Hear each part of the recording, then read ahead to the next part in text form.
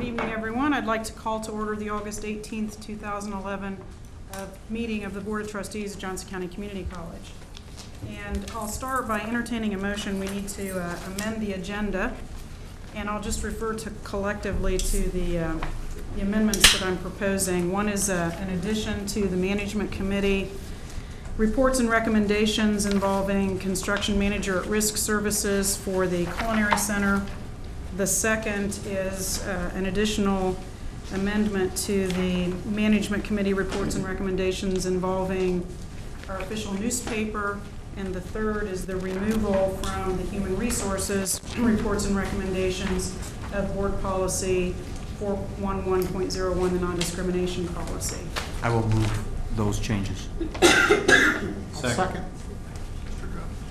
And we have a motion and a second. Any discussion? All those in favor, please say aye. Aye.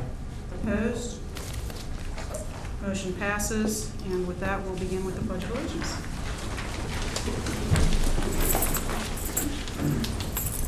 I pledge allegiance to the flag of the United States of America and to the republic for which it stands, one nation, under God, indivisible, with liberty and justice for all.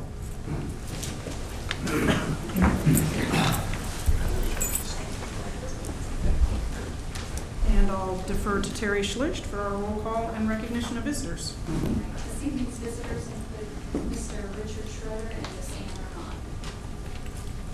Thank you. And that brings us to our first session, first of two sessions of petitions and communications. The petitions and communications section of the board agenda is a time for members of the community to provide to the board comments. Comments are limited to 5 minutes unless a significant number of people plan to speak, in which case we may limit a person's comments to less than 5 minutes. Presenters may choose to speak at the first or second petitions communications section, but not both. Prior to beginning comments, we ask that you state your name, address, city, and state. And with that in mind, would anyone like to address the board at this time? Seeing none, we'll move on to awards and recognitions. And do we have any awards and recognitions? Trustee Rail, we do not, but with the advent of our new academic year, we anticipate plenty in the future. Thank you. And if we can move along this quickly all night, we'll have you out of here by about 6 o'clock. That moves us to our college lobbyist report. And Mr. Carter. I'll certainly do my best to keep things moving along. I always like to dispense with the bad news first, then go to good news, and then just go to news. The bad news is I was notified today for the 5th time in as many years that I did not receive the practice round tickets for the Masters drawing in early spring. So I will be here delivering my report in May, and just thought that that was probably some of the worst news that I've heard today. The good news is that our 5-year-old started kindergarten and came home on Tuesday and announced that he wanted to go back. So that indeed is probably the best news of the week. That's all free, by the way. Not a lot has been going on, and that may sound repetitious from last month's report as well. Legislators have been traveling over the summer months to their various national conferences. ALEC, NCSL, and CSG are all 3 associations that legislators attend their national conferences across the United States. That's where they pick up a lot of the ideas that are bubbling up across the nation as far as some of the things that we'll see come before the legislature in bill form. And so many of the legislators are engaged in that and returning from those travels, and the interim committees that we have to deal with have yet to really get underway. We have been dealing with the redistricting town hall meetings, and later on in the report just discusses the upcoming meeting that will be held here on campus on September 2nd for this particular part of the state.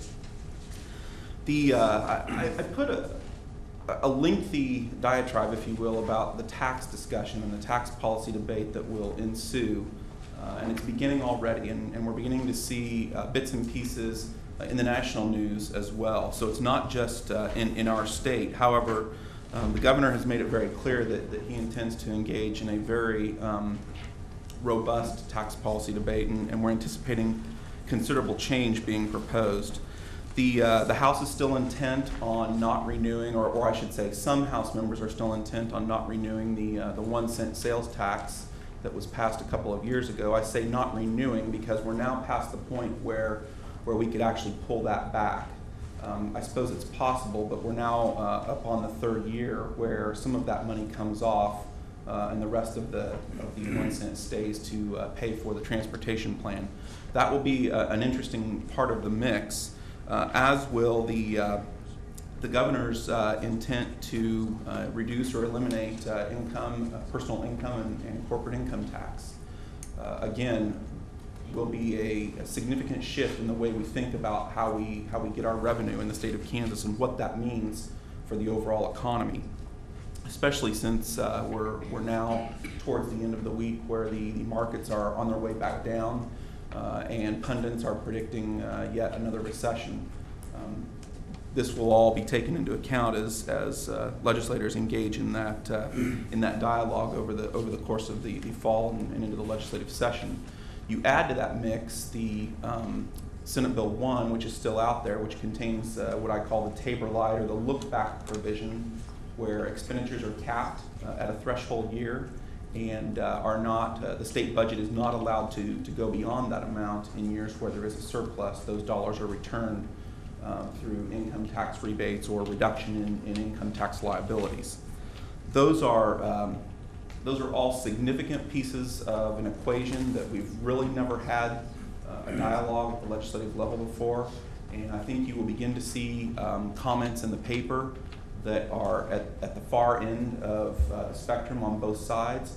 And to begin with, I included a quote from the governor's budget director that appeared in the Wichita Eagle, where he was speaking to a group of Republicans at a luncheon, where he says, "I would ask some of you who are a little impatient, we didn't move fast enough to wait for this next budget and see if you're getting more of what you want." I think that gives you a sense as to the times that we're moving into as 2012 rolls around and we start the legislative process again. The governor has a task force that's been meeting. Little is known about it. There are people from his cabinet that are on it. We believe that there are other people meeting with that group as well. That group is essentially going to be responsible for formulating some of that tax policy discussion. And it's a little concerning at this point that we're not exactly aware of what that plan looks like. We get bits and pieces, and I've tried to lay out as much as we know for your discussion here. And again, this report is not an indicator that taxes should be raised, lowered, or otherwise. It's simply to lay the information that we know out there so that you have the information at hand as you make some of the fiscal decisions that you need to make here at the college. I mentioned a little bit about the redistricting process. We've had 6 meetings thus far. There are 8 to go. And again, the one held on this campus will be September 2nd at 4:30 over in the Polsky Theater. And I will be over here for that event.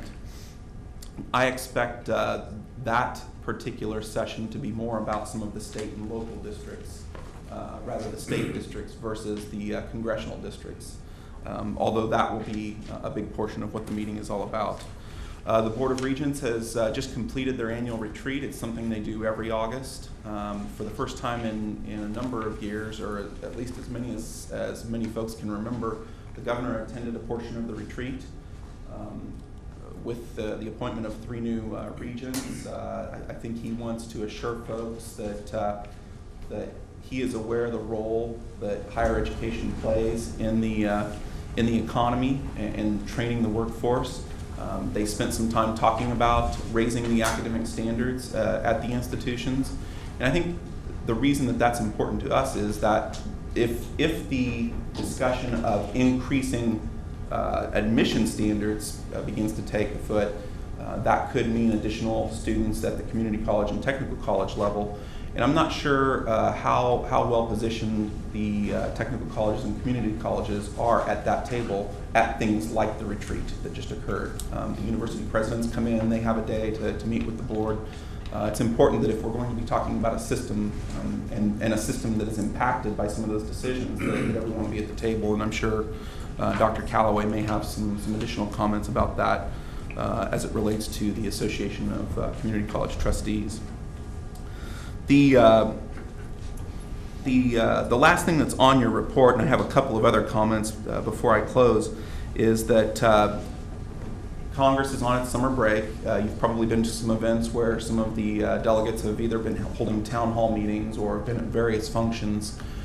There is a call for by some, for the president to call Congress back to continue to work on the debt issues. We now know who the members of the super committee are, the 12 members that will be deciding the fate of the $1.5 trillion cut that is on the table. They have until Thanksgiving to produce some committee work, and then Congress has until December 23rd to accept or pass or adopt the work of the committee and pass something on for the president's signature. If that doesn't occur, then there will be some across-the-board cuts at the federal level, the magnitude of which we don't exactly know how that's going to fall out, if it's going to be across the board evenly, if some will bear the burden more than others. Finally, two things. One is the legislative breakfasts. We are planning on doing those a little bit earlier, or at least starting them a little bit earlier than last year. Presently, Debbie Drake is working on nailing down some dates in mid-November as well as early December, so that we can kind of break that period up and not worry about the weather so much. We'll also be looking to do a lunch meeting in addition to the breakfast meetings. This is all based on feedback that we've gotten from many of the legislators who attend.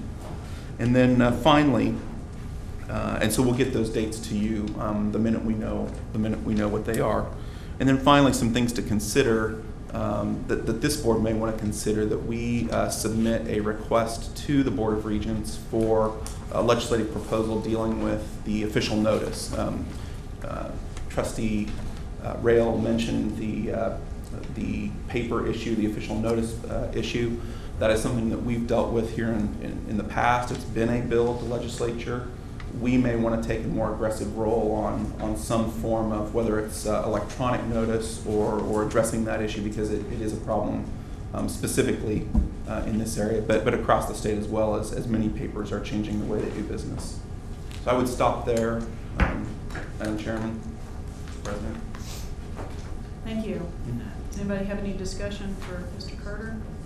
Madam Chairman, I heard you say something I've heard earlier, which you called it mini Tabor, with this March to Zero proposal, where every dollar of new revenues raised at the state level is placed into tax cuts and not allowed to be used by any unit of government that is supported in any way by the state.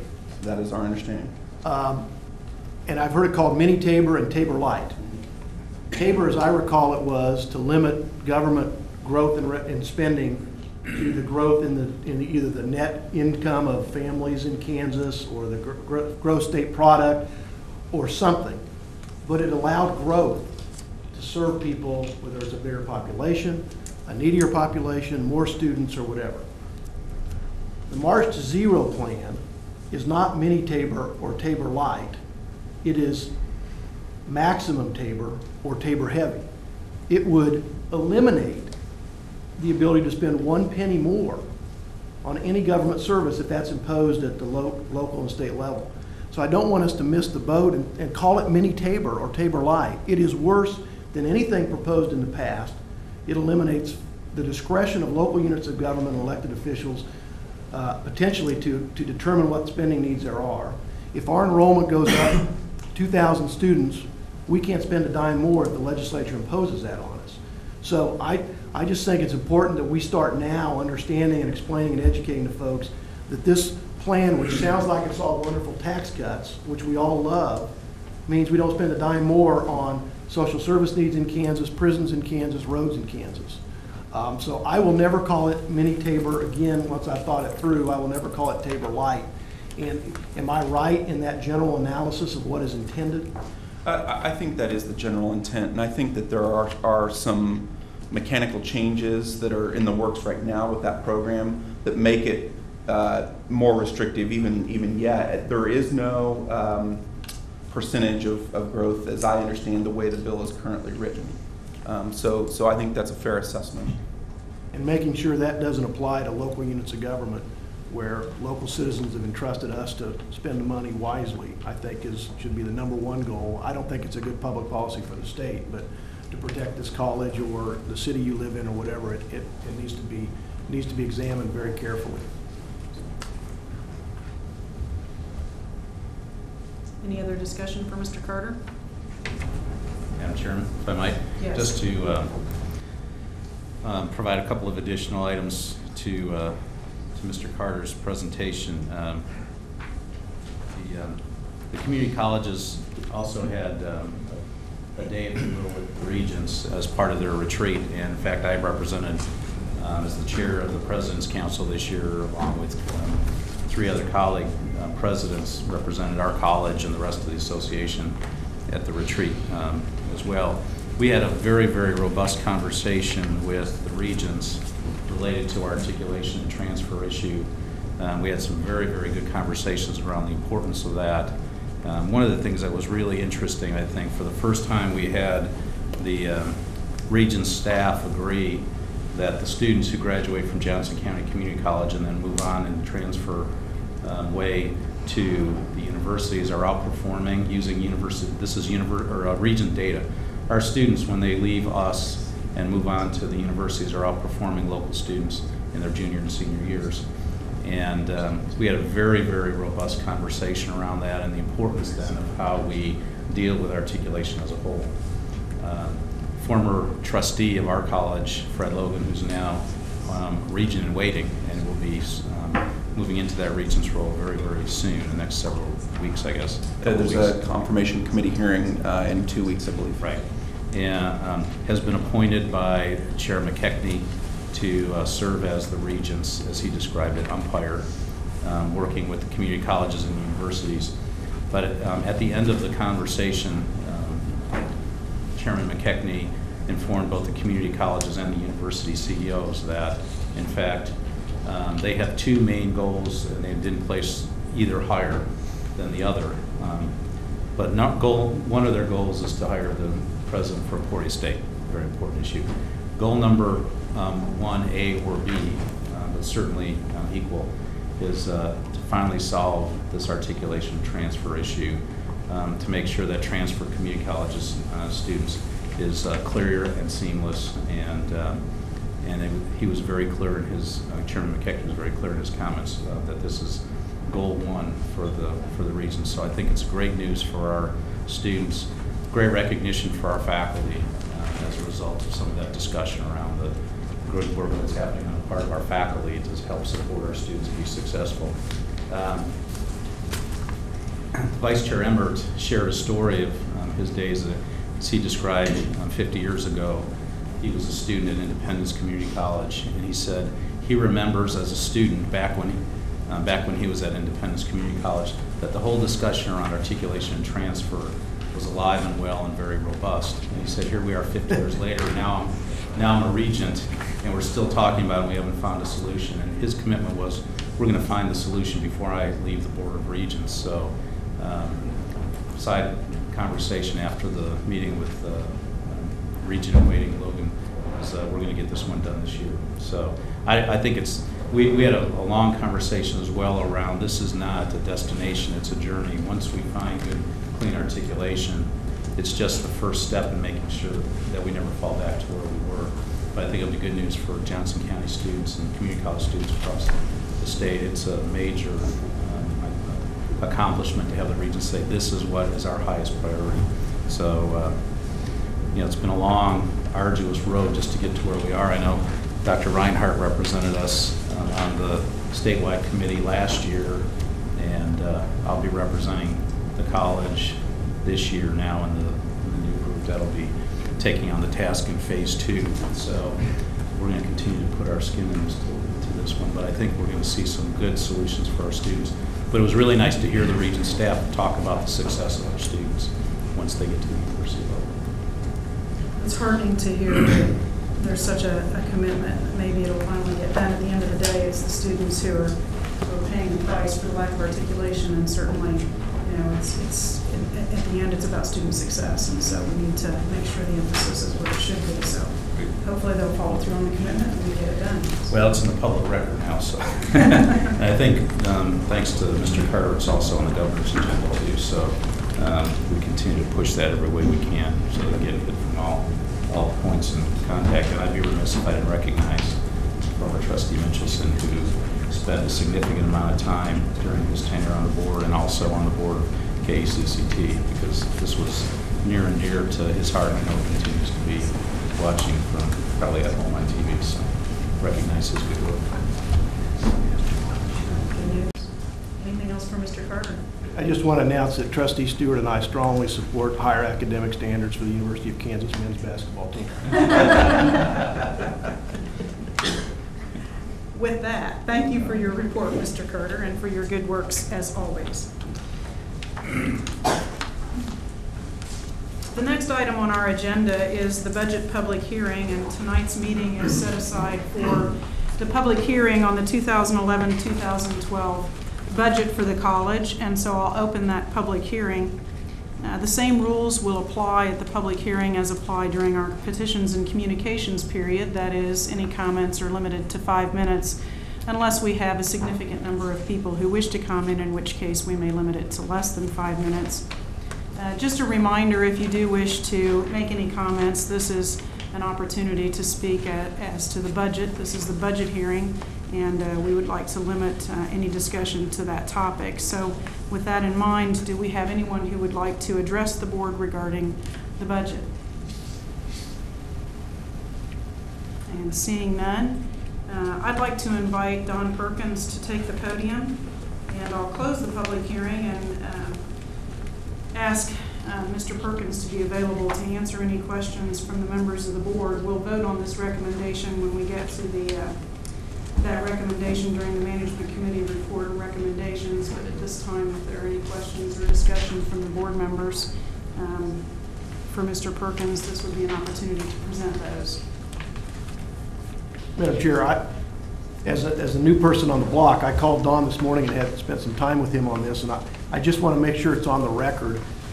Don, the publication form that is in our board packet under tab 2 is a form prescribed to us by Board of Regents forms and state statute. Is that right? Correct. Because my personal opinion is it does very little to inform the public about what's going on with respect to this budget.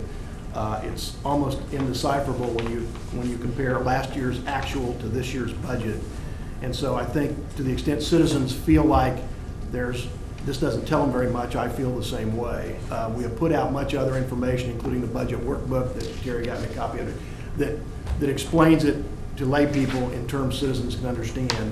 And so I think when we talk about publication, this didn't help me very much. I doubt if it helped anybody else that looked at online at the packet.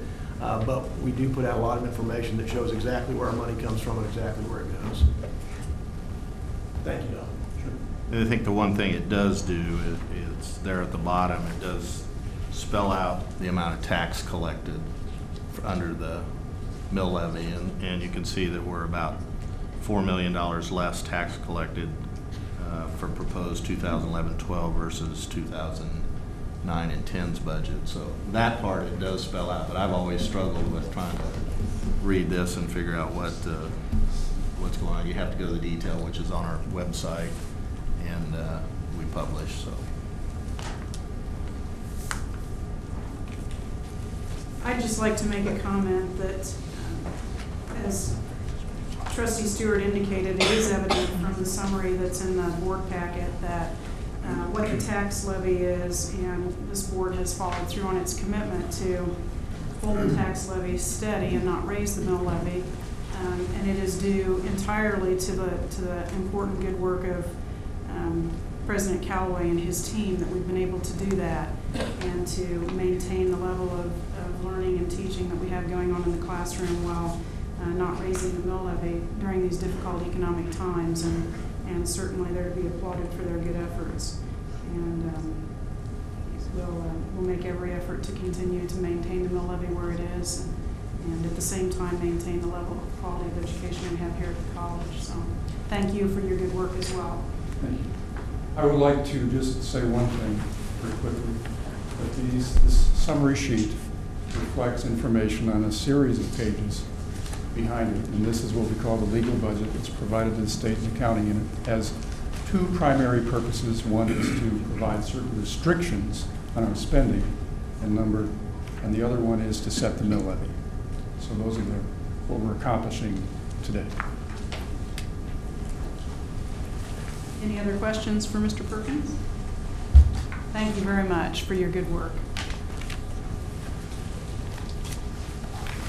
As we continue to fly through the agenda, I believe that takes us to our committee reports and recommendations. And first up is the Management Committee and Trustee Drummond. Thank you, Madam Chair, and I feel the pressure, so I'll try to go as quick as I can. As we just mentioned, the first item behind tab 3 that we will consider is the budget adoption for 2011-2012. Some has been said, but just let me suggest to the public that this takes into account assessed valuation has fallen a little bit. It accounts for increase in enrollment about 2%. There are no new positions. There's a 1% increase in salary, and which is part of the implementation of the final 1/3 of the HASTE salary study. The capital expenditures budgets, which include computers, equipment, remodeling, remain at pretty low levels. And I'd like to probably have Don answer other questions if you have them. But that being said, the recommendation of the college administration that the Board of Trustees approve the fiscal year 2011-12 budget as published, and does hereby certify the said budget to the county clerk of Johnson County, Kansas, for collection in the manner prescribed by law. And I so move. Second.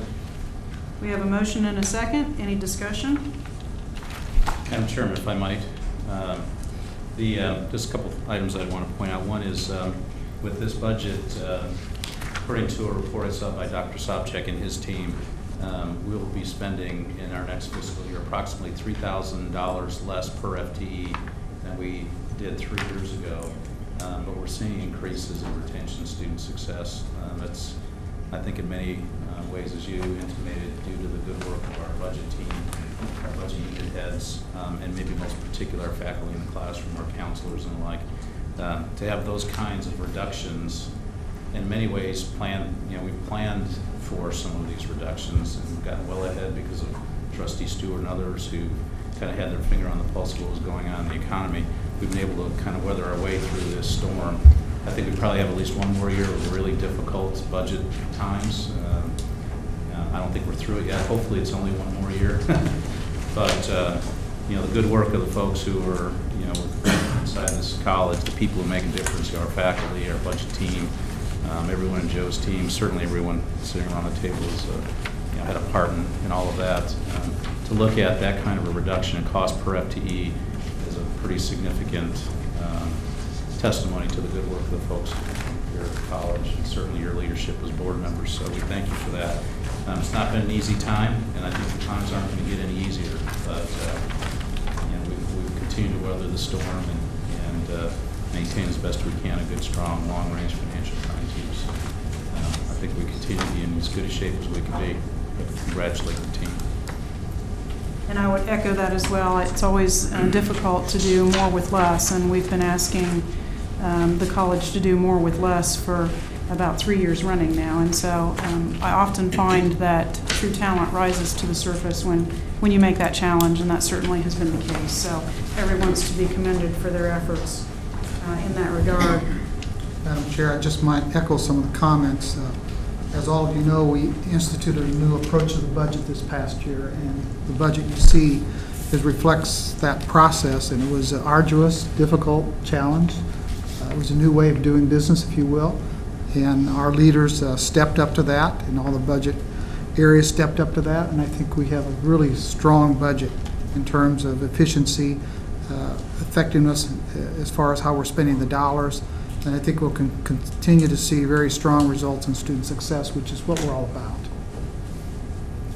So I would just like to compliment our team for just superb work in a very difficult year. Thank you, Trustee Drummond. Any other discussion? A couple of points, Madam Chairman, is, you hear this sometimes governmental entities ought to operate like a business. And I think we've done that on the cost side. I think we've found ways to get more efficient. I think we've asked more of everybody in this room and faculty and staff across the campus. We've asked more of students because of tuition increases. But what most companies don't have in a recession is several thousand new customers coming in to buy their product. And as Bob knows from TLC and other places, in a bad economy, we have a lot more customers. And so to do what you've done, and I can't claim any part of it because I haven't been here, but I congratulate the trustees and the staff and the faculty who've done this, because you're doing a lot more with less and having even greater success. That can't probably go on forever, but it's a testament to a lot of good people doing good work. And so I congratulate you for that. And I also will congratulate you because when we start coming out of this recession, it will be because the students that came out of here go back to employers and do a better job and bring more value to their employment. And that's a tribute to you guys. Any further discussion? Hearing none, all in favor of adoption of the budget recommendation, say aye. Aye. Opposed? Motion passes. And Trustee Drummond, back to you. Thank you very much. On page 14, you will find our working agenda for the year, and there's no real rocket science to that. It's there before you, and it's a recommendation of the Management Committee. The Board of Trustees approved the fiscal year 2011-12 Management Committee working agenda as shown on page 14. And I would so move that. I'll second it. I have a motion and a second. Any discussion? Madam Chair. Yes. Mr. Cook? I think for the benefit of the public, when we have a public hearing and no one speaks, and it seems like the budget is approved rather quickly, I think it's important to know that there's budget activity every month of the year, throughout the year, by a lot of people in subcommittee and subcommittee and larger committees. And so I don't want to make it sound like that budget went rather quickly tonight, because this worksheet agenda describes in detail all the work that a lot of people put in place, and it's a huge job that occurs almost every day.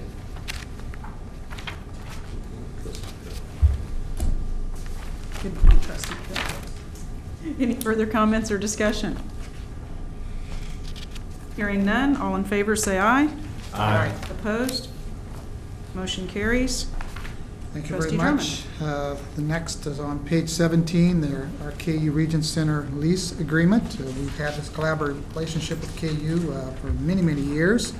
And the good news for us is the lease agreement has continued to stay the same during this inflationary time.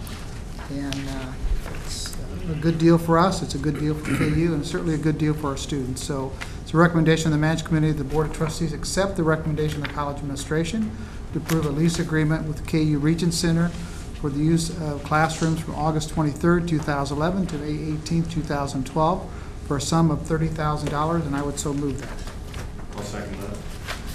We have a motion and a second. Any discussion? Hearing none, all in favor say aye. Aye. Opposed? Motion carries. Thank you very much. The fourth one is pertaining to Overland Park Chamber Foundation sponsorship. You find that on page 18. This is a survey that we participate in which we are able to insert questions in the survey. Gives us some very good, strong feedback about who we are and what we need to be doing. So it is a recommendation of the Management Committee that the Board of Trustees accept the recommendation of the College Administration to approve $1,000 for the Overland Park Chamber of Commerce Foundation. And I would so move that. Second. I have a motion and a second. Any discussion?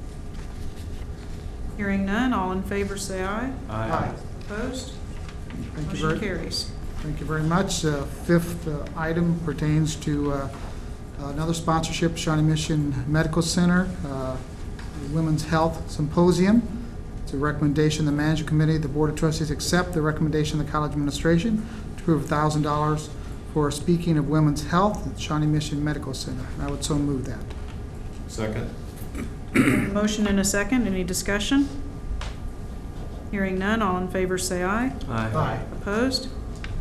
Motion carries.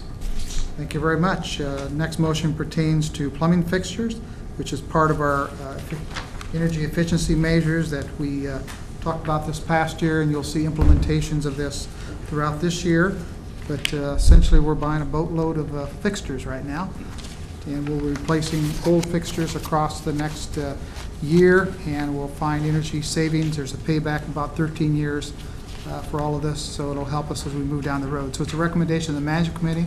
Board of Trustees accept the recommendation of the College Administration to approve the low bid of $189,713 from Rand Construction Company, plus an additional $28,457 to allow for contingencies for possible unforeseen costs, for a total expenditure not to exceed $218,170 for campus plumbing fixtures replacement. And I would so move that. Second? I have a motion and a second. And I would just like to make the observation that the total expenditure came in nearly $100,000 below the estimate, which is always good to see. So any further discussion? Madam Chair, I had a question about that because it just seemed like almost one of those too good to be true items. Do we know anything about this contractor? Are we comfortable? I gather we are, and the committee looked at that we feel really good about this. We did, but I think I can have Rex address that. Yes, and I was concerned about the disparity in the bids too, so we brought the contractor in and met with the engineer on the project, and wanted to make sure they had a comfort level. Basically told them you're this much less than the next bid, and asked them why they thought they were, and they said, well, we've done quite a few of these projects, and we have a team that's very capable, and through their experience. And basically they said, some of the other companies just have higher margins than ours. So I don't have a better explanation than that. But in addition to that, our engineer they have worked with this company before and recommended them. They said they've done good work. And I personally checked 2 references, and they were both positive. So I feel really good about it. Thank you. Thank you, Rex. Any other discussion? Hearing none, all in favor say aye. Aye. Opposed? Motion carries. Thank you very much. The next grouping of contract renewals we put together for the sense of trying to make things more efficient. These are extension of 1-year increments of contracts that we approved for 5 years a few years back that pertain to renewal of an annual contract for course paper, renewal of annual contract for window washing, renewal of annual contract for Johnson Cleaners. So the recommendation of the Management Committee that the Board of Trustees accept the recommendation of the College Administration to approve the renewal of the annual contract for course paper with Regal Distributing at a total annual expenditure not to exceed $120,000. The annual renewal of a contract for window washing with Building Keepers Incorporated at a total annual expenditure not to exceed $80,000. And the renewal of an annual contract with Johnson Cleaners with Expedex at a total annual expenditure not to exceed $60,000. And I would so move. I'll second that. I have a motion and a second. Any discussion? Hearing none, all in favor say aye. Aye. Opposed? Motion carries. And Thank you. I believe Trustee Drummond, we added a couple of things to your... Yes, we'll be getting to those, but just to point out some budget reallocations. You had some paperwork on that, pages 27 through 37 of the board packet. We reviewed those with administration. This does not require a vote, but just wanted to call to your attention. This is how we respond to different budget issues that come up through the year by reallocating funds. We're all within budget. These are all very appropriate, but I just wanted to point those out to you. And be glad to try to answer any questions that you might have. Hearing none, seeing nobody moving in that direction. You're exactly right, Madam Chair. We have a couple other items we'd like to consider tonight. Late additions to your board package. You may have some questions, and that's certainly appropriate since this was such a late addition. The first one pertains to a construction manager at Risk Services. This is the first step in really moving forward with her hospitality and culinary facility. We went through a very extensive RFP process. As you might recall, we had some hiccups on the first time through, and so we went through and did it a second time and included an awful lot of people in it. Our staff worked really hard at going through the many bids that came in, selected, interviewed, and then finally have a recommendation for us. So with that being said, it's a recommendation of the Management Committee. The Board of Trustees accept the recommendation of the College Administration to improve the proposal from J.E. Dunn Construction for construction manager at-risk services for the Hospitality and Culinary Academy and the OCB remodel to include pre-construction services in the amount of $20,000, construction management services at the rate of 1.90%, and general conditions cost at the rate of 4.8%, and the actual project guaranteed maximum price construction cost for the Hospitality and Culinary Academy and the construction management services at the rate of 1.9%, and the general conditions cost at the rate of 6.5% for the actual project guaranteed maximum price construction for the OCB remodel. The estimated cost of the construction manager at-risk services for the Hospitality Culinary Academy and the OCB remodel is $623,200, with an agreement subject to the review by our college council. And I would so move that, Madam Chair. I'll second that. I have a motion and a second. Any discussion? Madam Chair? Yes. Well, this is a big project, and it's a big item to get last minute, and so I'm a little disappointed that we got all this information a couple of hours before the meeting today. But I guess the question I have is, at the end of the staff recommendation, it says it was determined that the proposal submitted by J.E. Dunn Construction would best meet the needs of the college. I think as we look at the costs, I understand if it's the low cost, which totally it wasn't, but the cost is all very, very close. What does that mean, the best interest of the college? Are there other factors that the selection committee determined that J.E. Dunn Construction would be in the best interest of the college? I can get an initial response, and Mr. President, you can chime in, and then I think our staff can chime in as well. The staff went through the process of reviewing all of the different bidders, and in that process, there's an objective review of the entire company, their financials, and several other things, recommendations, etc. And there's a scoring method that's done independently by each member of the committee. And when all those are put together, then there was a selection of the final 5, as I remember correctly, and they were all interviewed. And then from that interviewing process, there's more evaluation. And then, and I may get this confused, I think there was a selection process after that. And down from to that, 3. the final 3, and from that, then the best and final offer was asked of them. So I might have left some gaps in here, so Don or Mitch, whatever, however you want to edify that. No, I think you pretty well summarized it. There were actually a total of 18 criteria in the RFP that the proposals were evaluated on, and the fees were just one of those. Fees actually made up 15% of the total. The 12 proposals were scored, like Trustee Drummond described, and that's how we arrived at the 5 finalists to interview. And then the best and finals were requested of 3 of those finalists, and it was determined that J.E. Dunn, not only from the fee standpoint, but for the qualifications for some of the projects, would best meet our needs. Well, I respect the process. There's no doubt about that, and I'm not trying to mingle with that. I guess when I look at this campus, I'm not sure how many buildings have been built on this campus by another contractor other than J.E. Dunn. And I know that having flirted a little bit with the committee that raised the funds, I believe there's an expectation that this building, we have the opportunity to really create something special and unique. Our culinary center is internationally known and one of the best in the country. And I guess I wouldn't expect that this building would end up looking like another box on the campus. And so I certainly respect the process. But I know something about some of the other companies, and I know they also have great ability in building buildings around the world. And so I was just curious about that. In terms of the project manager, I'm assuming that this project manager that's been assigned is going to have that creative vision with the architect to make this a special building. And so I would appreciate your answers.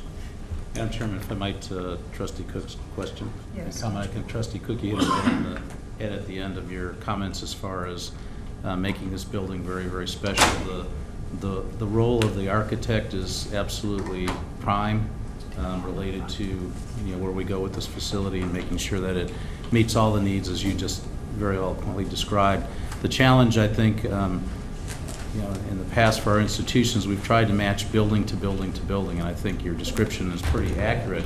We want all of our buildings to look alike so that they kind of fit a campus look. And I think, quite frankly, the Rainier Center and the Nerman Museum certainly were our first steps past replication of existing buildings. In fact, as you go from one building like GEB into OCB, you see we worked very hard to make those buildings were built in different time periods to make those buildings look alike. A lot of that came as a result of the direction the architects received. And in this conversation we've had, really the Culinary Center, we've actually asked the architectural firm to be very careful to recognize that we want this to be a very, very special building, very similar to what we've talked about related to Nerman and Rainier Center.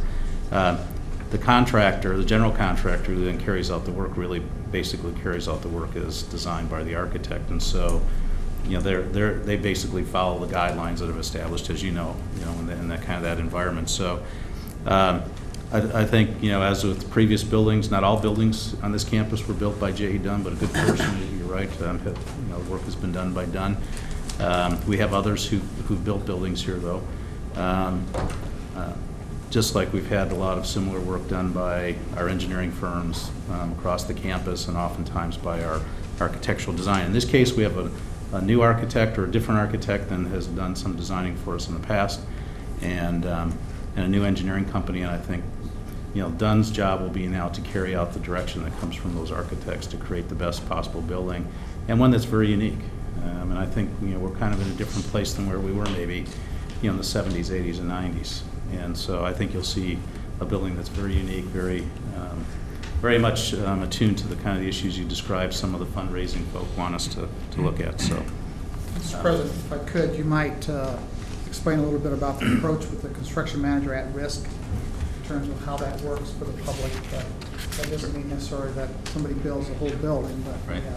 And construction man, and I'm going to also look to Rex to help fill in the blanks of anything I might miss, but a construction manager at risk provides us with the maximum price that we would have for that building, and it gives us more of a team approach to how the design work of the architect is then carried out in the result of the building that's delivered to us. In a construction management at risk process, there are also processes within the mechanism that call for the general contractor to distribute bids out and actually bid each of the processes. So there are, you know, there would be bids on everything from masonry to carpentry to, you know, plumbing, electrical, and the like.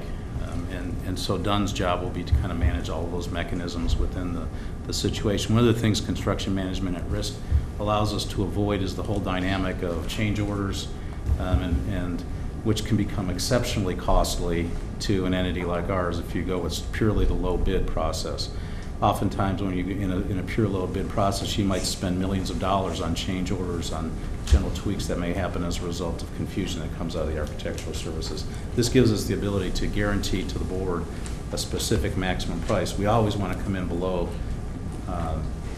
dollar amount that is in that maximum price, but quite frankly, we've got a pretty darn good bid, and I think from the perspective of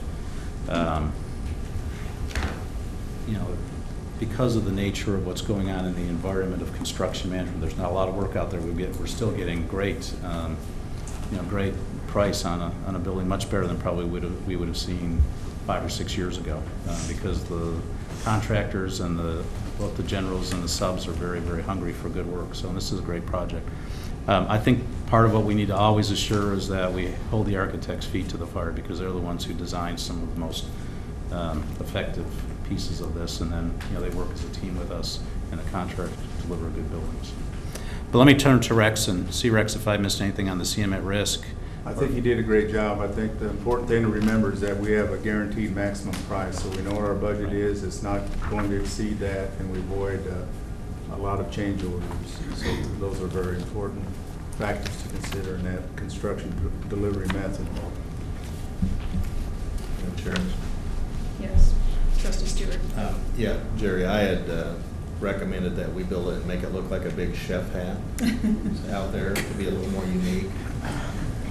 I hope you're not on the architectural committee.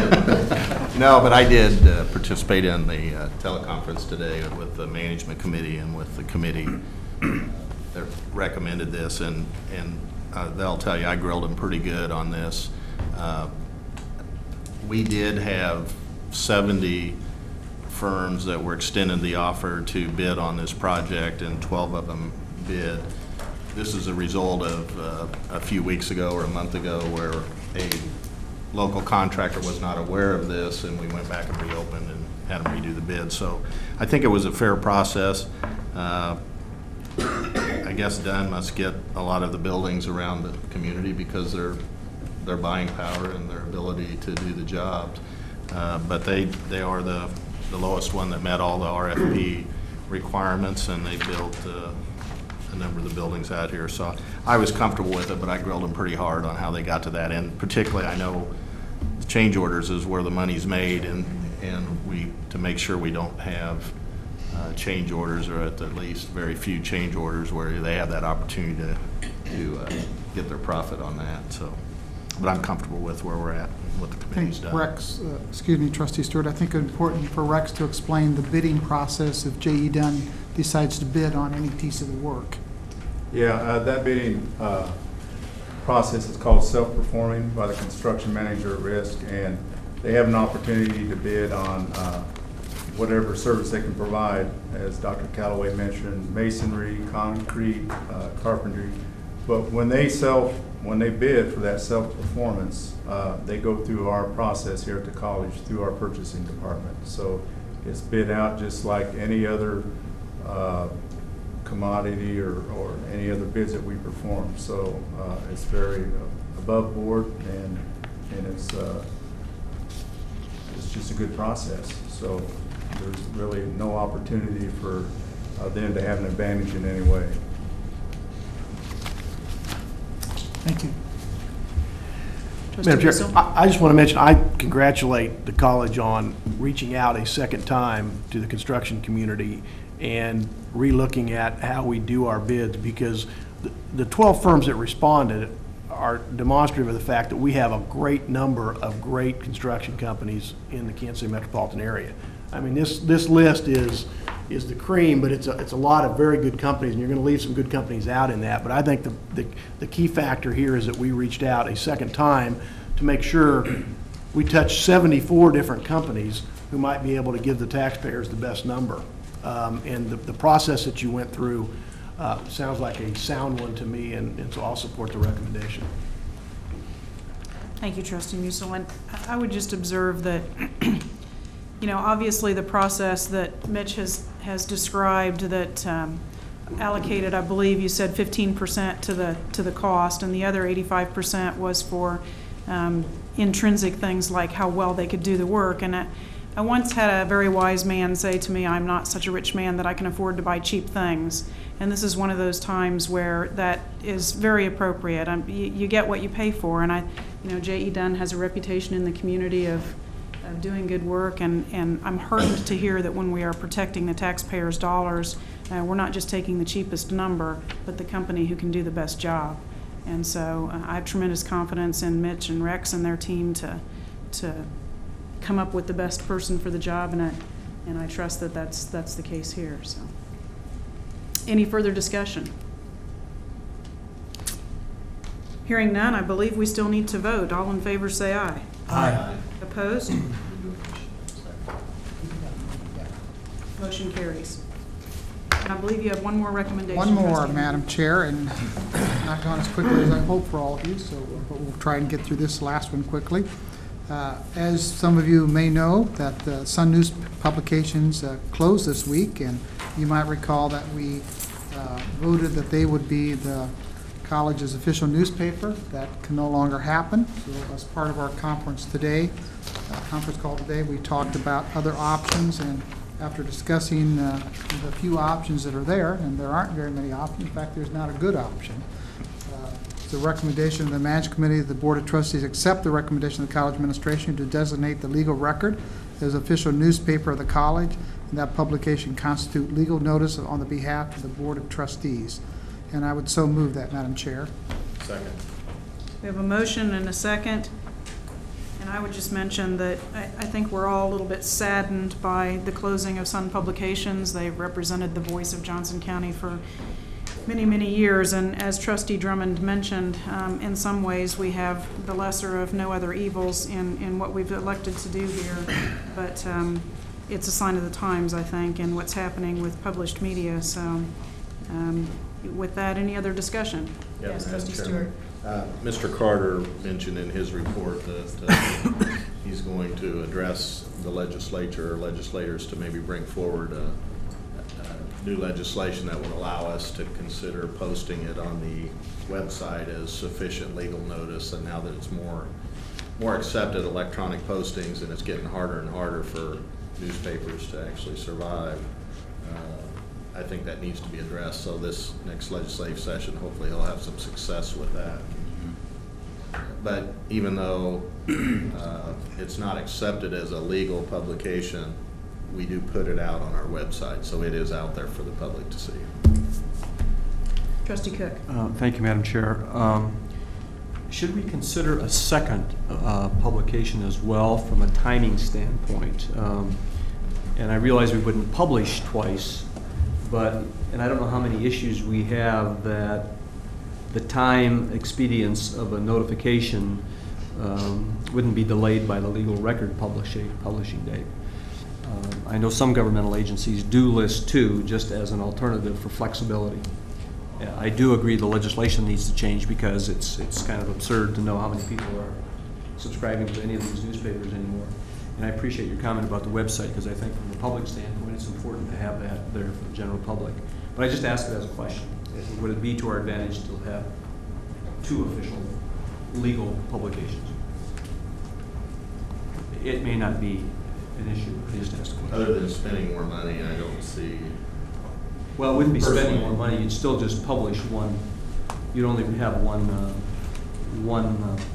publication. But if we had something we wanted to get out into the public on Monday, for example, and the legal record didn't print till Friday, does it give us more flexibility? I'm not suggesting we place it twice.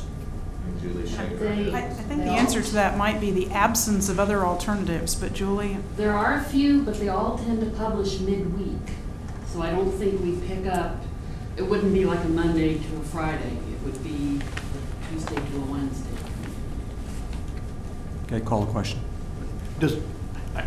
If you don't mind, Trustee, I mean, I think we did this at Overland Park, but the Star is a statutorily qualified newspaper, which is still publishing daily. My concern would be if the legal record went out of business the day after our trustees meeting and we had something to publish the rest of the month, should we not have an alternative? I think the legal record would be our designated one. It is certainly cheaper, but does it make sense to simply have maybe the Star as an alternative so that we don't worry, we don't have to call a special board meeting or something to have a designated public. And I don't know if we do that this month or look at it between now and next month. But We could do the Johnson County Neighborhood News, but that still gives us Wednesday and Saturday. Full City would be daily, but it would be quite expensive. You could have it as backup. I think, Madam Chair, if I might, I think that's probably a good option for us to have for exactly the reasons that have been discussed.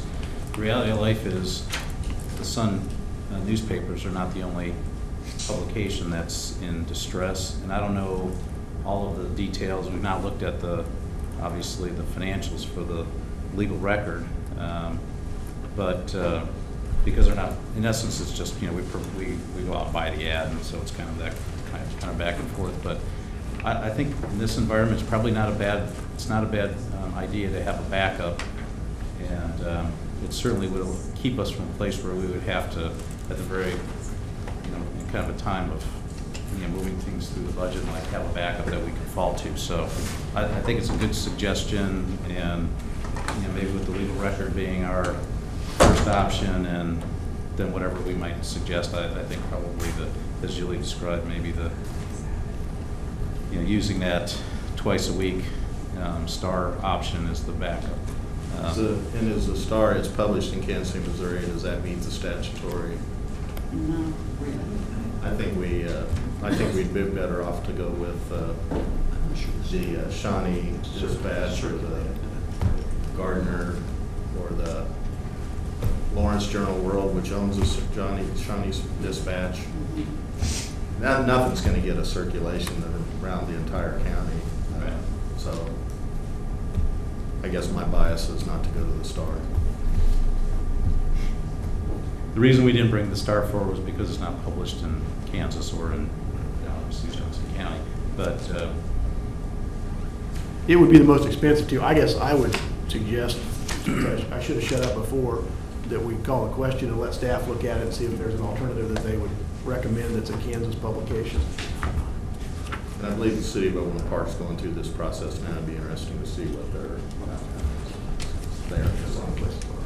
Thank you, Madam Chair. They're watching to see what we do. We just happen to meet before they do. I think the legal record has a campaign audience. All the attorneys in town have to subscribe to it, so they're not going to drop their subscription. We know that this will get us through this month, and if you'd like, we'll bring back a recommendation next month for a backup secondary, kind of looking at all the options. But I would, our sense was when we got the news yesterday, or the day before on the Sun, that we need to probably do something that's more locally published. So if you'd like, we can do some more detailed staff work and bring back a secondary if you'd like to. We can consider that at the next management committee meeting. Sure. Recommendation from staff. I think it's a good suggestion. We wouldn't be talking about this now if the newspaper didn't go out of business. Another one could go out of business. So I think it's good to have a backup plan. So. Yeah, and I think this is a great Band-Aid, for our kind of emergency circumstance here. So we'll look forward to hearing more information in your report. But, any further discussion? Hearing none, all in favor say aye. Aye. Opposed? Motion carries. Thank you, Madam Chair. Just point your attention to the remainder of the material behind tab 3. You have an IT infrastructure plan that's been updated. There's been an awful lot of work, great work done by Denise and her team. Pages 40 to 42, you see the capital improvements piece on there for your review. We're doing well there. We're either on or under budget, and projects are moving very quickly and very well. And with all of that, I just want to thank the staff for excellent work, and that's my report. Thank you, Trustee Drummond. And next on the agenda is the Learning Quality Committee report and recommendation. And Trustee Sharp was unable to attend tonight due to a last-minute emergency. And do we have anyone else who attended that meeting? Trustee Musil? Madam Chair. Would you like to give that report, Trustee Musil? First of all, I'm trying to figure out if I have the authority to move the meeting time from 8 a.m. on the first Monday of the month. But I don't know if I have that authority without Stephanie here. No, we did meet on August 1st, and Dr. Grove led the discussion, and we have multiple recommendations that came from the committee. The first one is, again, a recommendation that the Board of Trustees accept the recommendation of the college administration to approve the learning quality working agenda for 2011-2012. As in the board packet at page 45, as Trustee Cook described for the management committee report on as part of the budget, that this sets out what the committee does during the year, and you're probably all more familiar with it than I am, and if there are any questions, I'm going to defer to Dr. Grove, but I would so move that we approve the working agenda. Second. I have a motion and a second, and I would just comment that we tend to adopt these working agendas rather pro forma, but I think it's important to take a few minutes to look through these working agendas. They outline in summary fashion the busy work that goes on in committee meetings, and as I'm sure everyone's aware, that's where the real work gets done, is in the committee meetings. And so I would encourage everyone to take a few minutes to look at those working agendas when it comes time for them to be approved, and get a better idea of what goes on in some of those committee meetings. Any further discussion? Hearing none, all in favor say aye. Aye. Opposed? Motion carries. Trustee Musil. The next several items all relate to the Code of Student Conduct and the Student Disciplinary Code, and then appeals on grade reviews, all of which are efforts, I think, to clean up some of the language in the existing policies. And as an attorney, I am very well aware of the fact that no matter what we put in this language, it will not be perfect and it will not fit every situation going forward. And some of it will appear not to necessarily make common sense, but I think all of the recommendations here were reviewed closely by staff and have been recommended by the committee. The first one we'll take is Board Policy 319.01, the Student Code of Conduct, which is found on page 46, the actual changes. And it's a recommendation of the Learning Quality Committee that the Board of Trustees accept the recommendation of the college administration to approve the amendment to Board Policy 319.01, Student Code of Conduct, as shown in the board packet, and I would so move. Second. I have a motion and a second. Any discussion? Hearing none, all in favor say aye. Aye. Opposed? Motion carries. The next items we'll take as a packet, and they're policies 319.02, 03, 04, and 05. These all relate to disciplinary action and the hearing process and the review process and the makeup of the hearing panel, things to ensure that our students have an adequate opportunity to present their case and it is reviewed in a fair and impartial manner. Changes to our existing procedures, which although I think we're pretty strong, can always be improved with what we've learned in the past. So with that, I would, it is the recommendation of the Learning Quality Committee that the Board of Trustees accept the recommendation of the college administration to approve amendments to Board Policies 319.02, Student Disciplinary Action 319.03, Student Appeal of Disciplinary Actions 319.04, Student Complaints, and 319.05, Student Discrimination, Harassment, Retaliation Complaint, as shown in the board packets, and I would so move. Second. I have a motion and a second. Any discussion? Hearing none, all in favor say aye. Aye. Opposed? Motion carries. The final recommendation from Learning Quality has to do with the student grade review and appeals process, policy 3.14 or 314.08. I unfortunately didn't know this existed when I was in college. I used it some. But the Learning Quality Committee recommends the Board of Trustees accept the recommendation of the college administration to approve amendments to Board Policy 314.08 regarding student grade review and appeals, as is shown in the board packet, and I would so move. Second. I have a motion and a second. Any discussion? I would mention the one question I had about this was we have as the policy is now written, it is a large group, I think 6 different people, including representatives of students, and everybody has to be at the hearing. And my only concern was that it may be difficult, especially when you're appealing spring semester grades, and we want to get the appeal done timely. Then in the summer we can get everybody there. So I think we're going to move forward, seeing how that works, and assuming the people that want to be on that committee will take it seriously and will attend the hearing so we can accomplish the review in a timely fashion. I think that's something that staff will continue to review as we go forward. Any other discussion? The only thing, Madam Chairman, if I might, we had a meeting of our all faculty group yesterday. There was a very robust, Dr. Reinhardt, is that a good description? That's a good description. Conversation related to exactly the points Trustee Musil has made, and looking at, what are the things that we can do to continue to provide, assure we provide due process, but also appropriate confidentiality. And one of the beauties of what we've been trying to do over the last couple of years with our policies and procedures is provide a good, clear, direct policy with procedures then that are we're able to tweak as we see the strengths and the weaknesses. So we're going to continue to work with our faculty as a whole to make sure that we build a good procedure and continually evaluate that as well. So we had great conversation, I thought, at the meeting. We're going to continue to gather good input, and also we committed yesterday to the faculty. We're going to continue to take a look to assure exactly Trustee Musil's comments around where are the places where we can continue to look at these procedures. So. Thank you, President Callaway. Any other discussion? Hearing none, all in favor say aye. Aye. Opposed? Motion carries. And that takes us to our Human Resources report and recommendations, and Dr. Cook.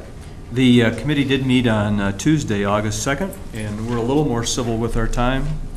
Trustee Musil, we meet at 8:30 a.m., and so we had very good dialogue. We did spend considerable time talking about duplication between collegial steering and human resources, and are those two committees reviewing the similar kinds of things. I think it led us to always review and remind ourselves what are the purpose of each of the committees, and hopefully stay on task a little bit more effectively. We do have a couple of recommendations. Like the other committees, on page 73 you'll see the working agenda for the Human Resource Committee for the school year. It is the recommendation of the Human Resource Committee that the Board of Trustees approve the Human Resource Committee working agenda for 2011-2012 as shown subsequently in the board packet and on page 73, and I'll make that motion. Second. I have a motion and a second. Any discussion? All in favor say aye. Aye. Opposed? Motion carries. We did pull the non-discrimination policy off. We've had additional information and input that we will need to continue to study, and we expect to bring that back to committee and have a second reading hopefully next month. We do have another recommendation, a policy that was read last month for a first reading regarding the criminal background check policy. We did have some discussion regarding the detail of misdemeanors and is that going to be manageable. So to put that on the table for, I guess, a second reading, I would say it is the recommendation of the Human Resource Committee that the Board of Trustees accept the recommendation of the college administration to approve Board Policy 41503, criminal background check policy, as is shown subsequently in the board packet. And I'll make that motion. Do I have a second?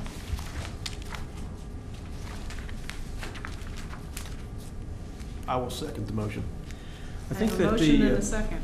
If I might, Madam Chair, we have discussed at length the issue of, I think we understand new employees coming on campus. I think we understand the issue of if we have people transferring from within one department to the other, and that's where some of the discussion came about. And then the issue of the misdemeanor and reporting within, I believe it is a 7-year period of cases.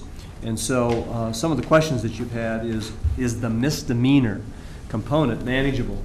And what exactly does that mean? And so I would certainly, Madam Chair, entertain any discussion that board members may have regarding those three elements. And with that invitation, Trustee Musil, I see that you have that quizzical look in your eyes. I'll have that a lot, probably. Well, I asked the questions last month when I first saw this about the scope of it, because it seemed like a very broad policy. And in talking about it in the time since that, I guess I've become convinced that I can support this and see how it works. I will explain my less than enthusiastic acceptance of it, because if our goal is to ensure that this campus, by both staff and faculty, have people of character, and that our personal safety and our financial safety and security of the campus is monitored. So we know we have people that haven't been convicted of crimes that would affect our view of their ability to keep the campus safe or to keep the taxpayers' money secure, then it's hard not to support that. What I note, though, is that this policy will not get to probably a majority of the people on campus in those positions, because if you are in a position now and you don't change it, you will never undergo a criminal background check, as I understand the policy today. It is for new hires and those that move to a different position that have to undergo the criminal background check. A concern I have there is, if I have an indiscretion in my youth, and I am an assistant faculty, an assistant professor, and I want to move to an associate professor or a full professor, I understand I would then be subject to criminal background check.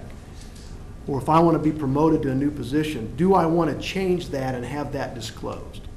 Because I have been a solid employee here for 20 years, and nobody knows that when I was in college I got a DUI, or I had a reckless endangerment because I was driving a car recklessly, the kind of things that may well not have anything to do with safety and security by the time you're 40 or 50 or older. I'm worried a little bit about whether that deters people when they know about this policy from moving on to the next position, and whether or not that will limit our ability to move talent to the level that we ought to move it. And I think the other broad, maybe very broad part of this is that if you don't report within 7 calendar days, if you don't understand that you've committed a misdemeanor and been convicted, and that can happen because you get diversion, in which you're really not convicted if you get true diversion. But if you're suspended, if your sentence is suspended but you were convicted, you were convicted. Will people know sufficiently understand what they're supposed to report? And if they don't report it, they're subject to disciplinary action up to dismissal. Now, I understand that staff is going to apply that in a very careful and measured manner. At least I would expect that to happen. But it seems like a fairly large and heavy hammer to use for the goals we're seeking. And I guess those are my concerns as I look at this. I understand it's consistent with what other institutions of higher learning do. I understand that it is consistent with what some private sector employers do. I understand that it may catch something that's very important to the safety of our students or to the safety of the dollars that are expended here. I just have some concerns, and I'll be looking for the balance of how this is applied. I also have not heard how much it will cost us on an annual basis to conduct those, because I know we don't have as much turnover now as we did in the years when there might have been people moving from position to position. But those are my concerns. I've talked at some length with both Trustee Cook and Trustee Rail, and as I said when I started and I seconded this, I'm comfortable enough to second this and to support it, but I'll be watching it carefully, I guess.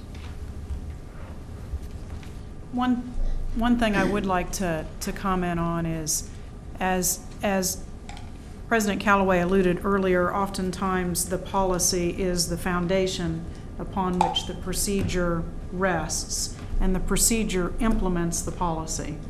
And we've had extensive discussion in committee about that procedure and what that procedure is going to look like. And that's where the fine-tuning will occur.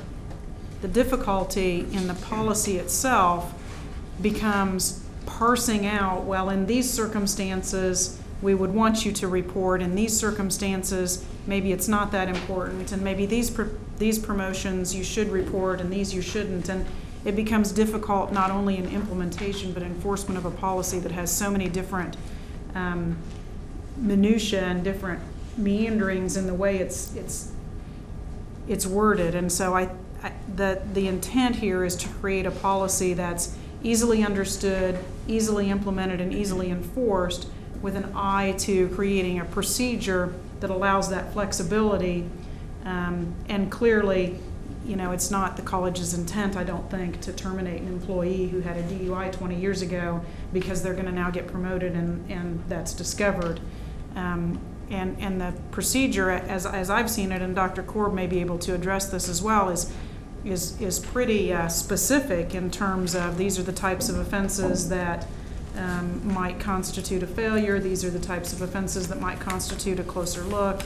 And I think that it will be imperative, and I've had the same questions that you're raising, and I think it'll be imperative to ensure that our procedure is not that heavy hammer, as you put it, that exceeds our goal of ensuring a safe workplace and unnecessarily precludes people from employment or punishes people for minor indiscretions that have nothing to do with their job function. I just thought of a question.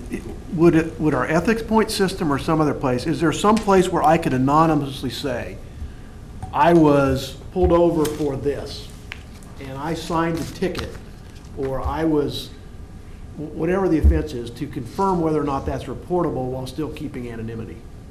I mean, is there a process in the administrative procedures for that? Not specifically, but a person could do that on Ethics Point anonymously, and they would get an answer if they were specific enough about the incident that we would be able to make a determination on that. They would get an answer on that if they did that. I think that would be worth exploring, because I don't think we want everybody coming to us every time, however many thousand employees have something that happened where they ran afoul of the law and think, well, speeding, was a red light violation, a misdemeanor, or an ordinance violation, because lawyers have trouble making those distinctions. Right. And I think having a place where they could get it without kind of spilling your guts that every time you go in, because it doesn't feel as professional if you put people in a position of not knowing for sure whether they have to report something. Right, and that would not be our intent to make it confusing for anybody. The other thing that if they didn't mind coming and just asking, we could help them with that, and it wouldn't be reported or go on anything if it didn't need to. But as far as the balance of this whole thing goes, We did put a disclaimer on here also that indicated that it does not necessarily mean, you know, if you fail a background check, that does not necessarily mean that you automatically will not be considered for employment. Just like right now, we have on our application, have you ever been convicted of a felony? Just because a person checks yes does not mean that we automatically kick that application out or we don't let that person go through the process. We do, and in fact, if it's, you know, something that has happened and it fits through those guidelines and we say this doesn't apply, you know, this was, you know, 25 years ago, there have been no offenses, that kind of thing. It doesn't affect a person's employment even now without this policy. So we have that in mind, but I know it people get nervous that it would be extremely rigid. The adjudication guidelines are there.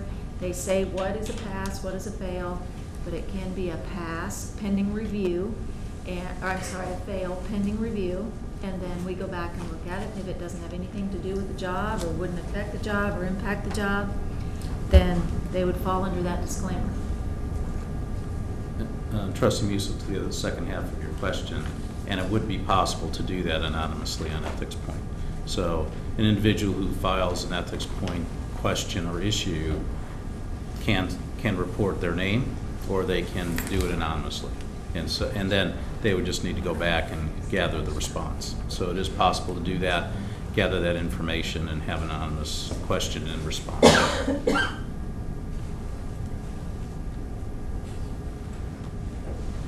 Any further discussion? We have a motion and a second, a very reluctant second. But we'll go ahead and put it to a vote. So all in favor, say aye. Aye. Opposed? Motion passes. The committee also spent considerable time regarding exit interviews, and I really feel good about the process. I think when an employee leaves, our staff is very sensitive to their feelings and statements, and no matter what those statements are, I think we handle it in a very professional manner. And if there are larger issues as a result of those exit interviews, I'm confident our staff is dealing with them in an appropriate way. So I want to congratulate you, Dr. Corbin, your staff, for how we go through that process. We did have an update on the internal legal counsel. I think that's still in process. I don't think we have anything to bring tonight, do we? It's in the addendum. That's the addendum? Would you address that, please? We have a name that we have brought forward for recommendation to hire for our in-house counsel, and it is in the it's in the addendum too. The HR addendum. Should be tab 15. Tab 15. At the very bottom of the first page of tab 15. There's a reassignment there, but where is the? It's the number 3, paragraph number 3 on that HR addendum.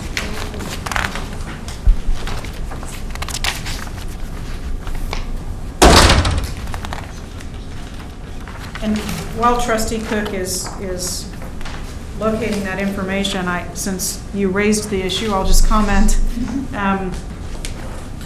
Our decision to hire and our search for internal legal counsel has been an ongoing process for at least the nearly 3 years that I've been on the board, and I think it's absolutely the right direction for the college to go in terms of risk management and potential cost savings as well. And I would comment that our process in locating the right person was very thorough. We vetted over 80 applicants, as I recall, and conducted 10 interviews for a first pass. We then conducted further interviews as a second pass, and then further interviews as a third pass. And at the end of the day, the candidate that's being brought forward in your HR addendum this evening was at the top of that pile of over 80 applicants, and I believe that represents a very qualified candidate. So did you locate that? Well, I have it listed among a whole series of others. So I guess is the intent to take them all as a group, or did you want to address that as an individual? Well, They're listed among a whole list of people. Right, but this is just on the consent agenda, along with all the rest of the items. Okay. We have brought an update, but it doesn't have to go through as a specific recommendation in the HR. We'll leave it in the consent agenda.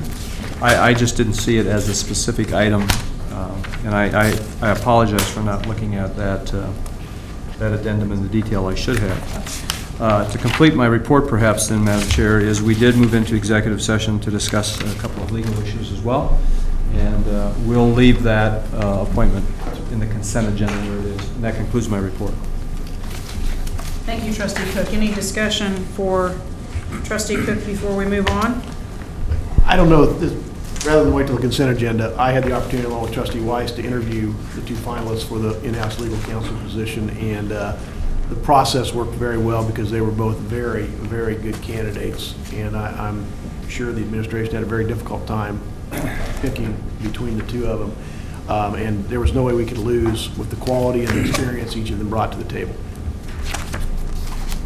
I would agree with your observation. I had the opportunity to speak with the candidates as well, and they were both extremely talented folks. So thank you for your comments, Trustee Musil. Anything further?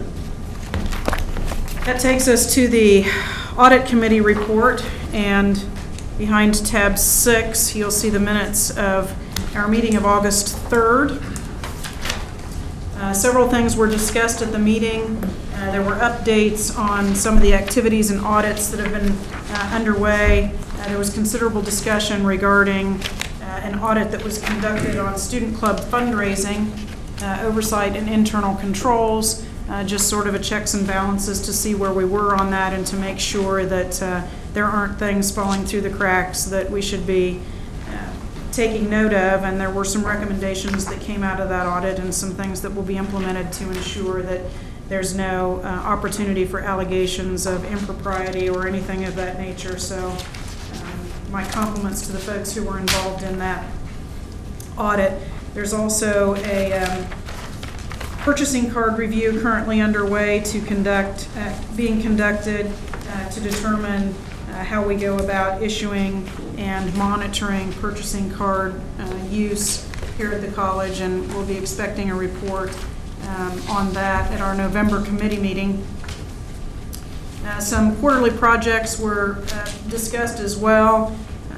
An ongoing project for emergency preparedness and for information security were discussed, and there are a number of things going on there. You can refer to your board packet if you'd like some more information. And out of the meeting came one recommendation that I will make, and that relates to our working agenda. And as with the other committees, it was that time of the year when we review and adopt our working agenda. And so if you'll refer to page 85 of your board packet, you'll find the working agenda there.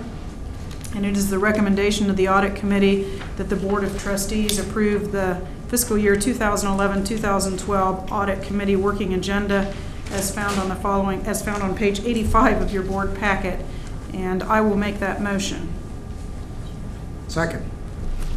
A motion and a second. Any discussion? All in favor say aye. Aye. Opposed? Motion carries. And the last thing I'd like to mention before I open it up for discussion is we did, as always, have our ethics report line update. And we were just discussing, of course, the importance of the ethics report line, and it offers an opportunity for folks to air concerns that they may have.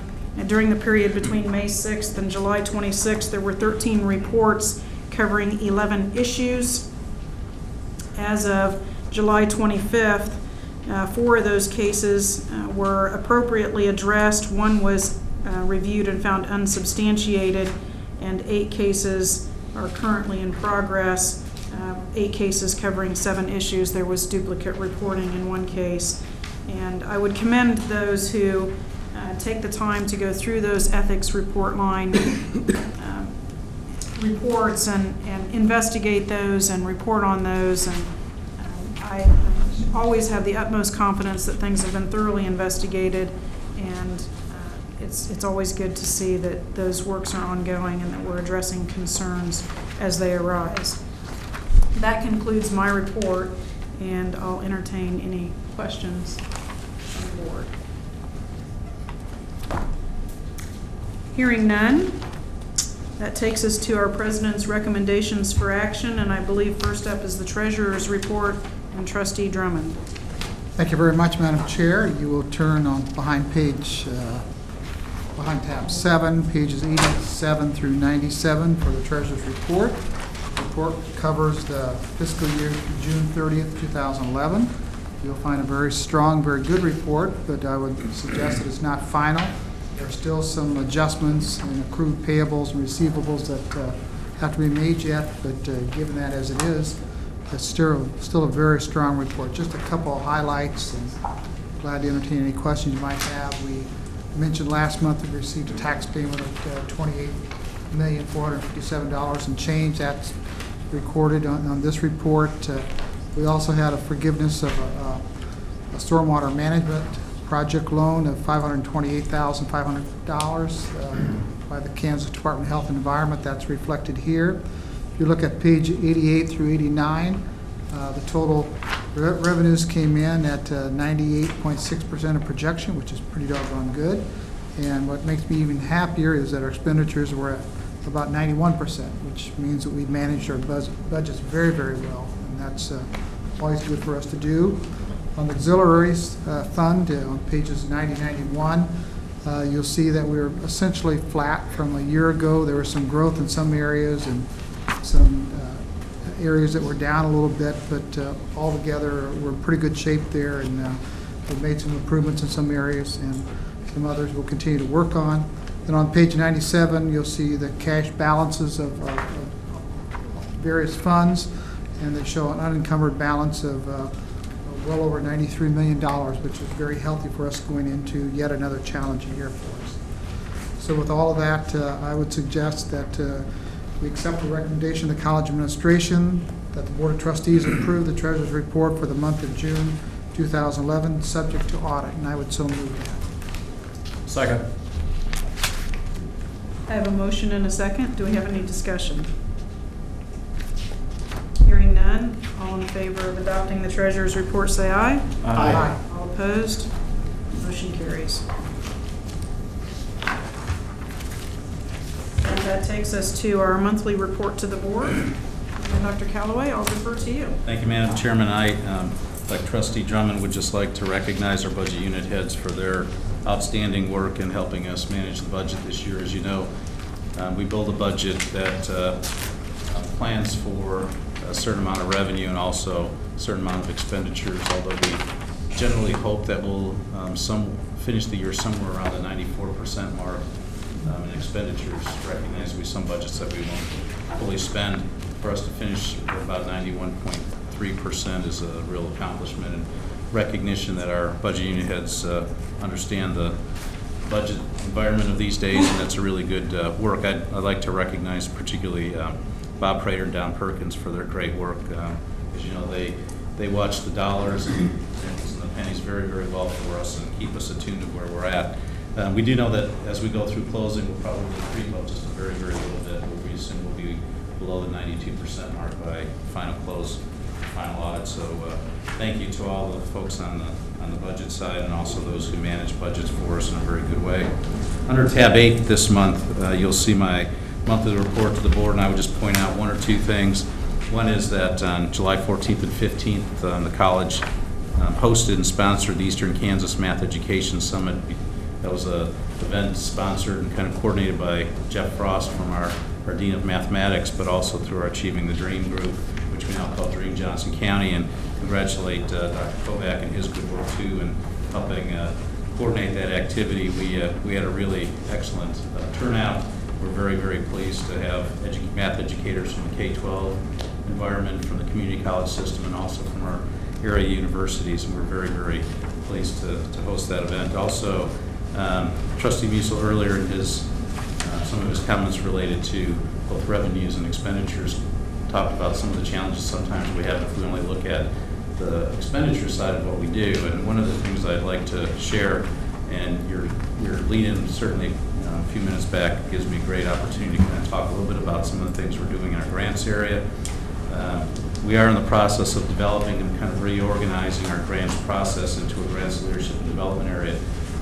We do believe we're going to have some continued challenges related to our revenues. And one area that we've not exercised our opportunities as well on is in the grants development side, both with state, local money, but also national monies and foundation funds. And so we are looking at some restructuring and reorganizing our grants mechanism.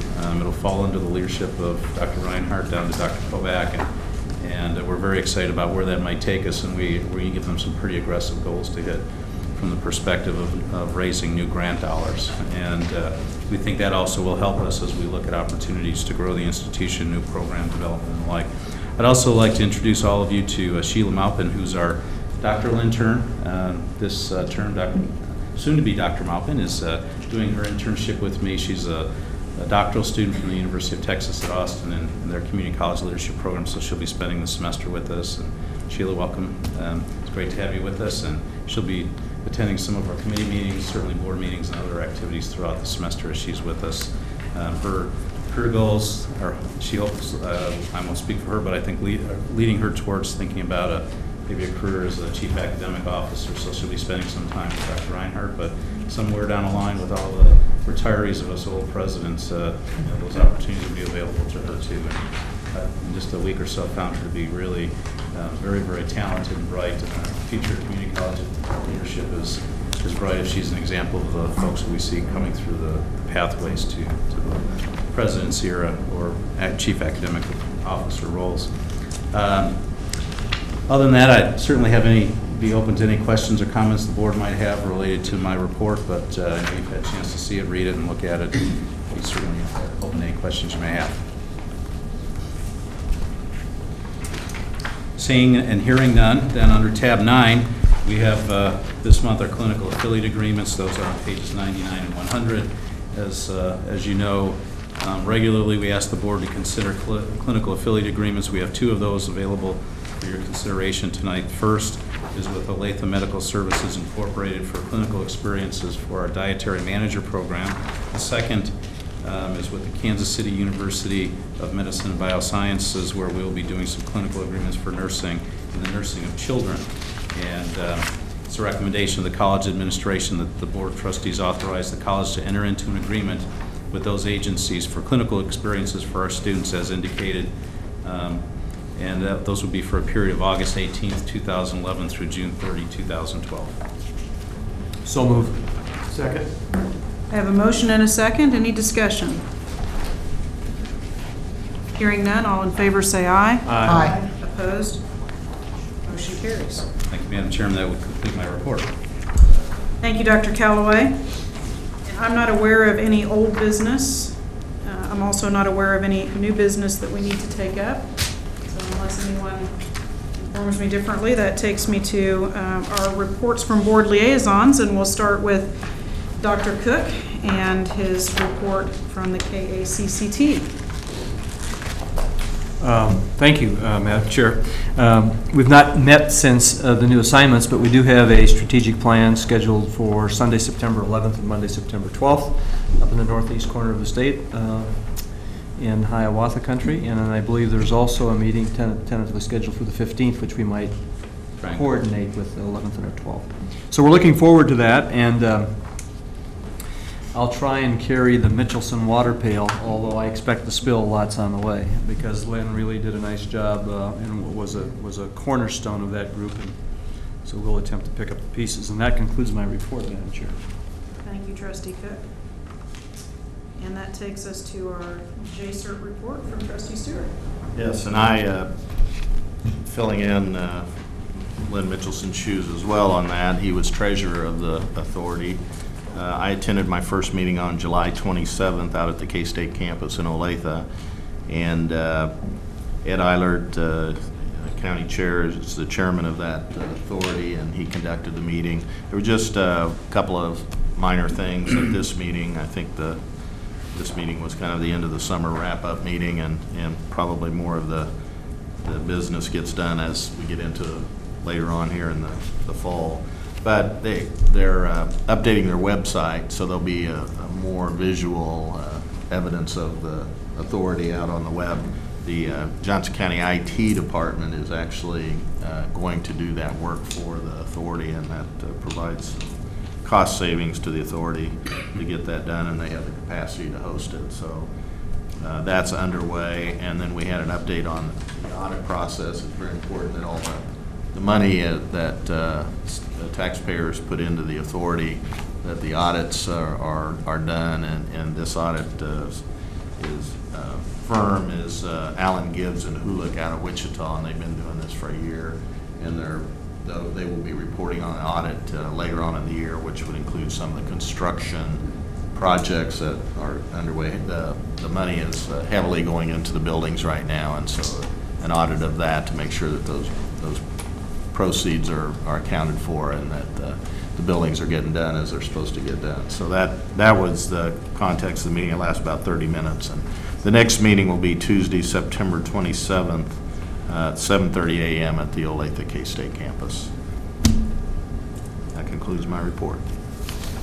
Thank you, Trustee Stewart. And that takes us to our collegial steering committee meeting. Trustee Drummond. Thank you, Madam Chair. We met this afternoon for a little over an hour, and we started our discussion by seeking clarification of the charge of the collegial steering committee. There seems to be not confusion, but a desire to sort of clarify that a little bit. And Dr. Callaway suggested that a small group of folks, not including me, will get together and talk about what our charge really is, and to get involved and get that on paper, and so we will know from year to year. As part of that discussion, we talked about the potential of the merging role of the collegial steering in working on the side of the contract negotiations that will start up again this year, perhaps as a body that can prime the pump a little bit, resolve some of the smaller issues, or at least provide feedback to the contract negotiations as they go through. So we're going to be working on that as well. We also talked about an issue that carried over from last year. That pertains to Emeriti faculty teaching.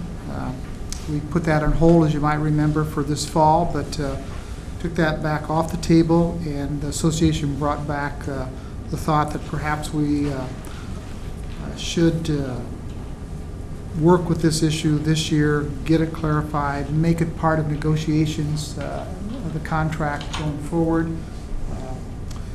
We think that we should move forward for this spring with the faculty who want to teach, and we have available sections for them to teach, and we would pay them adjunct pay for the spring.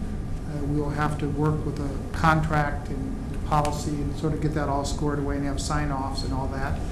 But we really think the long-term resolution of this issue with the emeritus faculty will be to, how they're compensated will be to address that in the negotiations that will be going forward this year, and make that part of the contract and clear up any confusion, and to set the compensation so it would be appropriate for these times, and to work with that.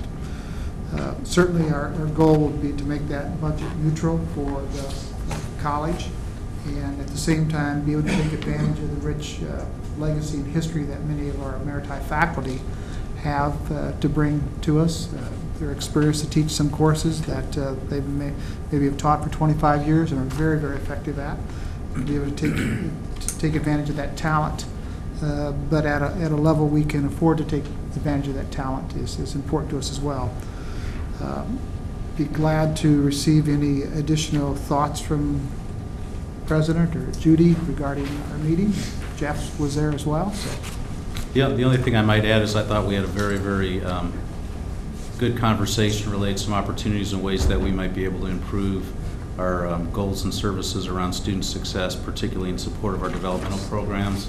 We talked about, kind of the right, most productive ways of getting those kinds of pieces of advice into the system so we can work on that. And there are clearly ways that I think we can continue to take, even beyond the good work that's happened in Dream Johnson County and previously achieving the dream, and the support and success of our students. After all said and done, student success is the most important issue. And so Jeff Anderson had some great comments, we thought, and we're going to get those into our academic structure.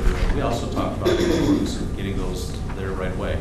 And so I know Marilyn and her team are going to probably have some good conversations around that. And I think, to the most important point of, all of us realize we're in this together as far as the student success agenda that we try to establish for our students. And so Jeff happens with his colleagues to be right on the front line of seeing where some of our opportunities are to excel. So we talked about that and ways that we might be able to broaden out our offerings to students and also get the best job for students to keep them on a success path. So I thought it was a very good meeting and good success. So we'll see where we go from here. But I think it was a very, very fine conversation, and appreciate the good work of our faculty colleagues making sure we head on the right path. Okay, that will conclude my report. Thank you, Trustee Drummond. And speaking of Jeff Anderson, that brings us to our Faculty Association report.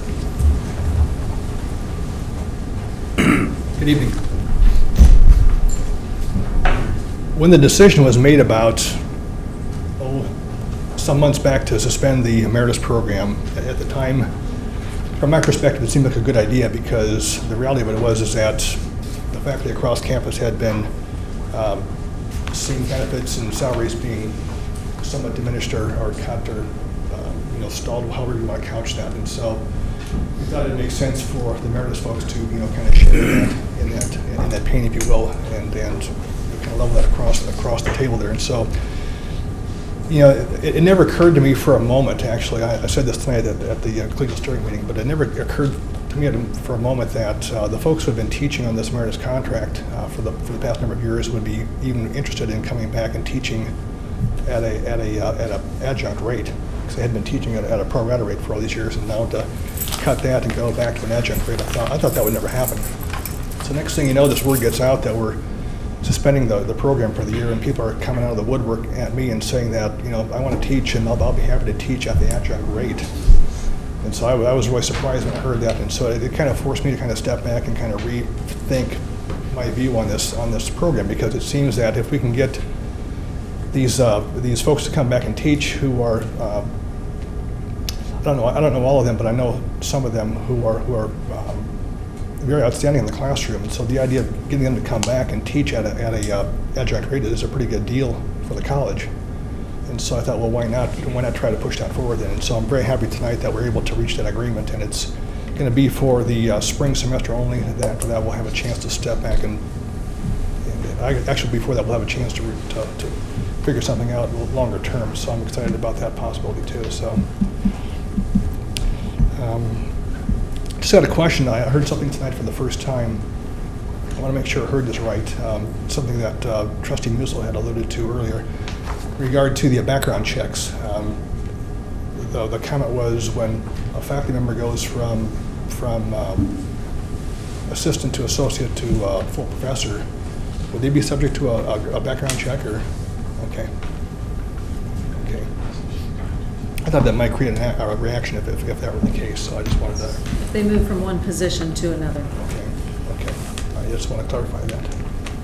That's all I have. Any questions? Any questions? Thank you, Mr. Anderson. We're now at the second petitions and communications section. Petitions and communications section of the board agenda is a time for members of the community to provide comments to the board. As I mentioned earlier, comments are limited to 5 minutes unless a significant number of people plan to speak. In that instance, the chair may limit a person's comments to less than 5 minutes. Presenters may choose to speak at either the first or second petitions and communications section, but not both. Prior to beginning any comments, we ask that you state your name, address, city and state. And with that in mind, do we have anyone at this time who would like to address the board? Seeing none, that will close the petitions and communications and bring us to the consent agenda. The consent agenda is a portion of the agenda for the board to consider in one motion, a number of motions that are of routine nature, And I would like to ask if at this time we have anyone who would like to remove or consider separately any of the items on the consent agenda. Hearing none, this time I'll entertain a motion to approve the consent agenda. So moved. Second? Second. I have a motion and a second. Any discussion? Trying to get Musil to make the second. Hearing none, all in favor say aye. Aye. All opposed? Motion carries. And I don't believe we have an executive session this evening, is that correct? Not unless you have a desire to have one. Well,